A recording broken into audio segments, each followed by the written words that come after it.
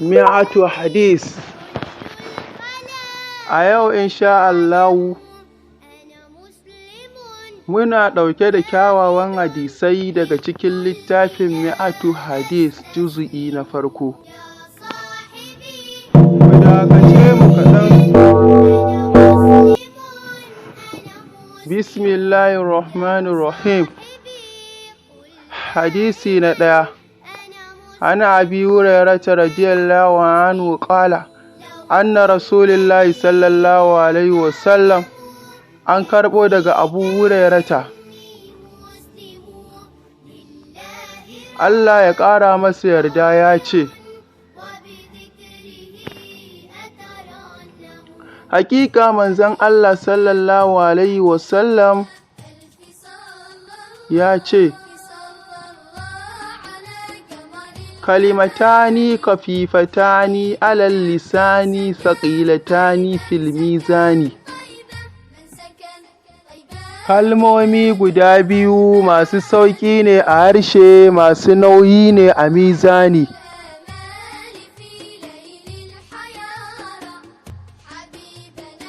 Habibatani ilar rahmani.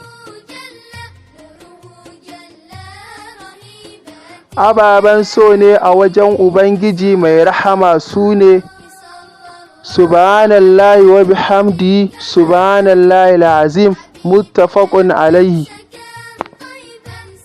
Faɗar subhanallahi wa bihamdi subhanallahi al'azim, Bukhari da Muslim ne suka rawaito shi.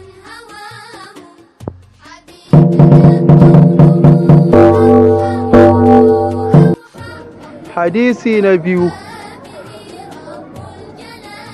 Ana Abi Hurairata radiyallahu anhu qala, an karɓo daga Abu Hurairata, Allah ya ƙara masa yarda, ya ce,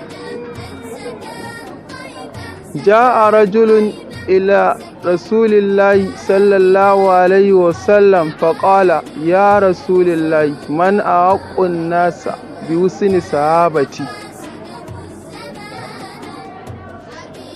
Wani mutum ya zo wajen manzon Allah sallallahu alaihi wasallam sai ya ce, ya ma'aikin Allah, wane ne ya fi cancantar kyakkyawar kulawata? Ƙala ummuka. Ƙala summa man? Ƙala ummuka. Ya ce mahaifiyarka. Sannan wa? Ya ce mahaifiyarka. Ƙala summa man? Ƙala ummuka. Sannan wa? Ya ce mahaifiyarka. Ƙala summa man? Ƙala abuka. Muttafaqun alaihi.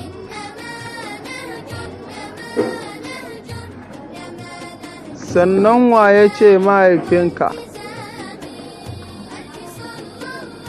Bukhari da Muslim ne suka rawaito shi.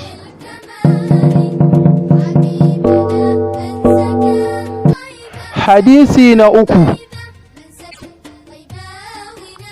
Ana Abi Hurairata radiyallahu anhu anna Rasulillahi sallallahu alaihi wasallam qala, an karɓo daga Abu Hurairata, Allah ya ƙara masa yarda, ya ce,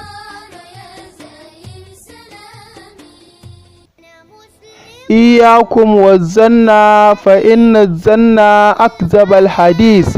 Muttafaqun alaihi. Na hane ku da yin zato, domin shi zato mafi ƙaryar zance ne.